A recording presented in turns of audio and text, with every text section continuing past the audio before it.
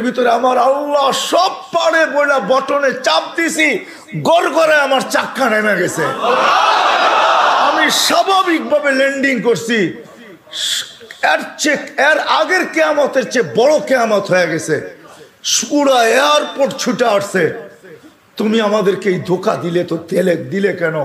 তোমার জন্য হেথ্রো এয়ারপোর্টের মতো হাজারো ফ্লাইটকে আমরা বাতিল করছি, ডাইনে বামে পাঠায়া দিছি যে অঘটন থেকে বাঁচার জন্য। তুমি তো স্বাভাবিকভাবে ল্যান্ডিং করলে। তাই আমি বললাম যে চেক করো, তারপরে কথা বলো। তো ওরা যখন চেক করছে, চেক করার পরে দেখছে এই চাক্কা নামলো, তো নামলো করে তোর সব সিস্টেম তো ফেল, এটা কি করে নামলো? বলে আমি দ্বিতীয়বার দরজার ভিতরে দাঁড়ায় চিৎকার দিছি, আমার রব সব পারে।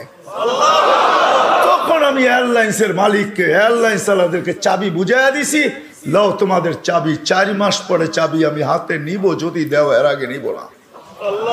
আমি এইখান থেকে চললাম, কেন আমি মালিককে কাছের থেকে দেখে ফেলছি। সত্য এটাই, সত্য এটাই। আমি আপনাদেরকে এই সন্ধানে দিতেছি, সত্য এটাই। এই জন্য আমিও দেখা বলতেছি যে এই দেশের মাটির সাথে, মানুষের সাথে আল্লাহর ভালোবাসা আছে। কেন এই দেশে একটা পরিবেশ আছে যেটা দ্বারা মানুষ মানুষ হবে।